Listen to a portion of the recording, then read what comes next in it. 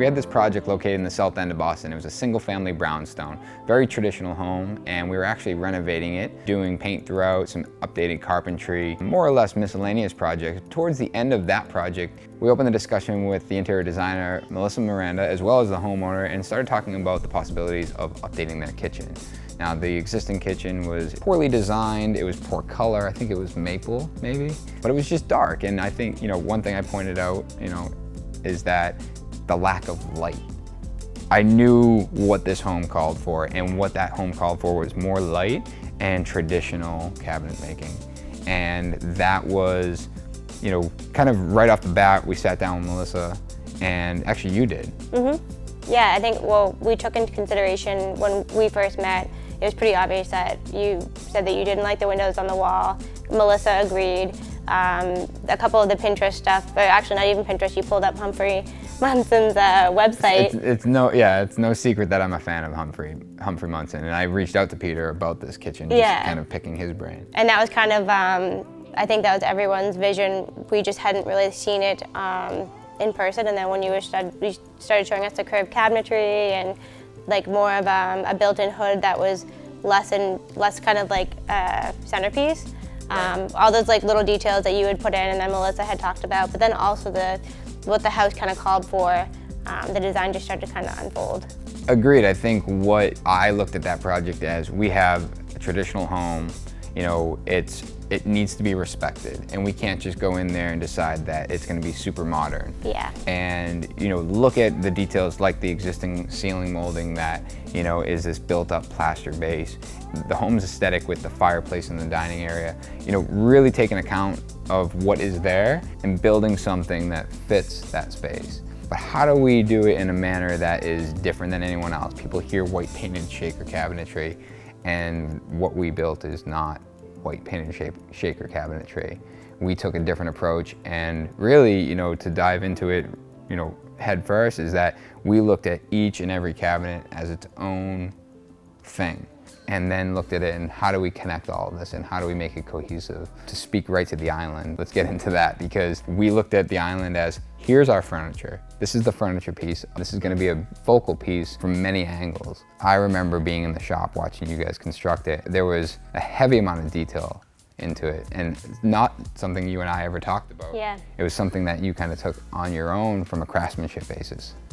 That's kind of the standard that I have and I want to set here in the millwork that we are doing. Whenever we're going to have, mitered corners, we're going to try to wrap those. In this case, we took it one step further, wrap the mitered corners as well as the stiles for the adjacent panel, and so on and so forth, and continue that all the way around the island. You would look at that corner and think it was a square piece of walnut that was just routed out with a detail. And I think that's super cool because it naturally draws your eye to it. Now, you look at something that's not grain matched or it has sapwood in it, and it sticks out. And the thought process behind the individual pieces makes for this whole piece to be very different.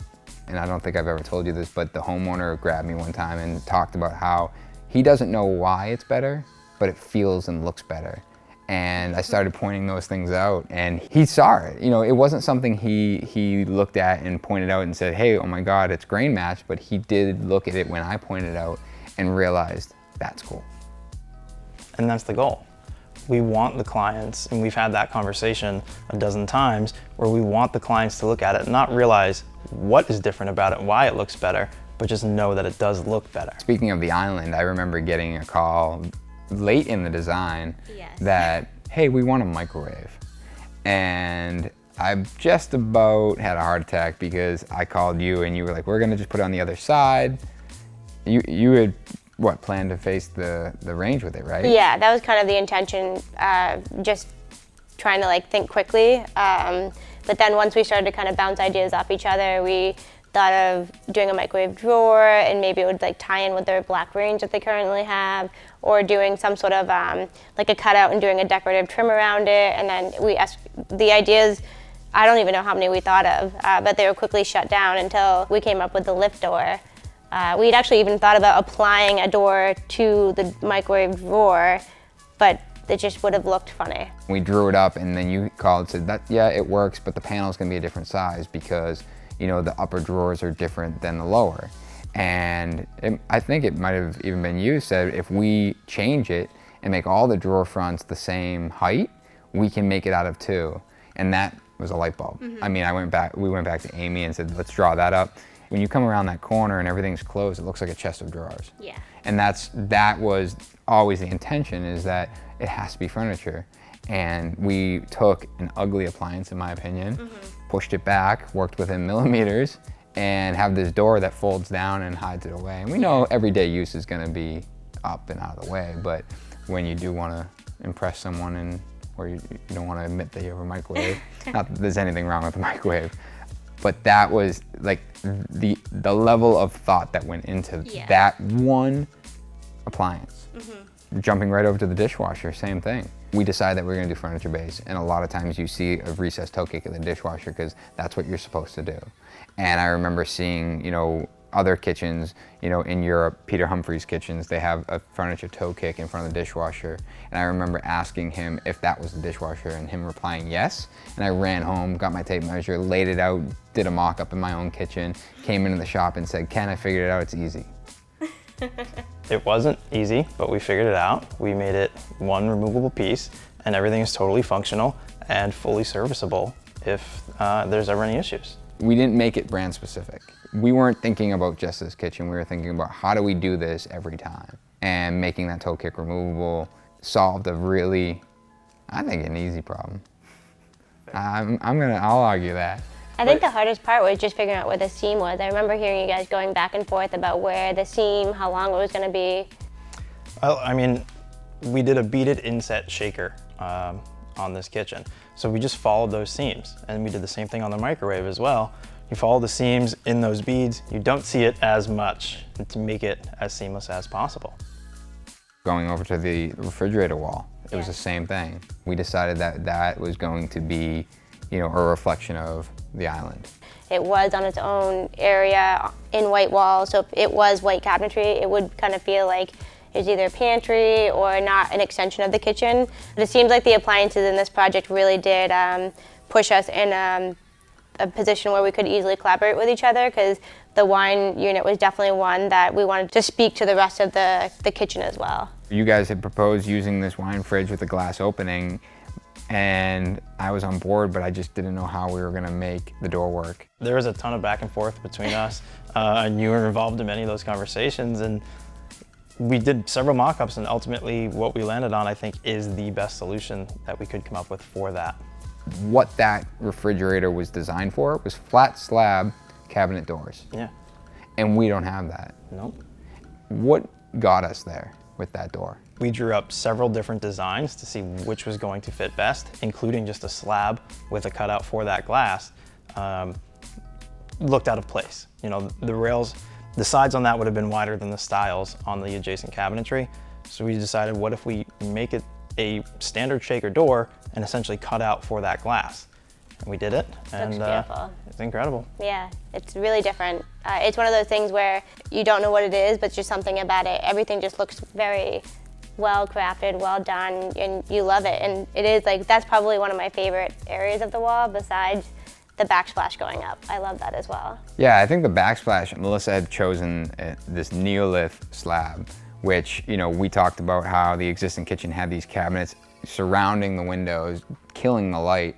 And that whole kitchen was, reworked around, we're gonna have a sink wall, no upper cabinetry, and which we later ended up with that slab on the back wall.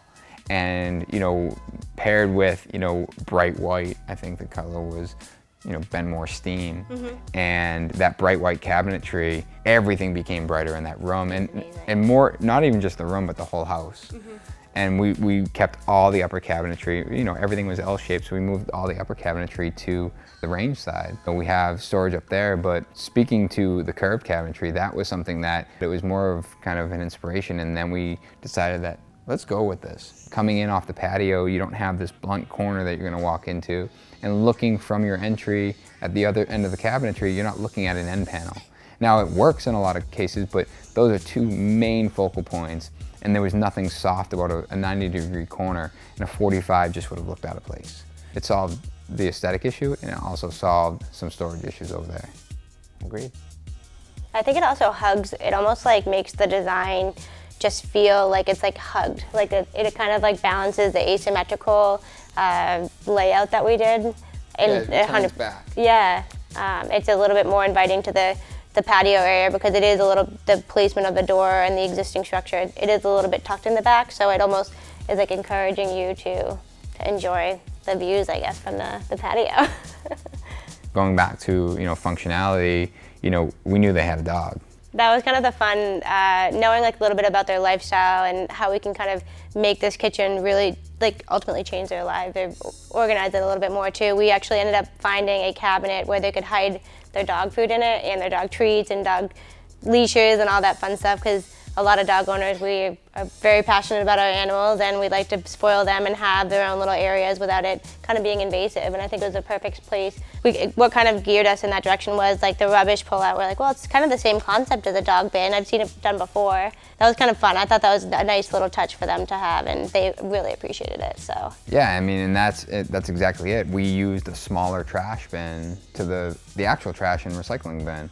Which, I mean, that was a conversation we made, and we talked about, it's a servo drive, so when you're at the sink and you're washing your hands, you can bump it, but kind of just, blanket statement, hey, let's just make that standard. yeah, that's smart. It's making your kitchen more functional, and it's making it more, just easier to use. User-friendly. Right.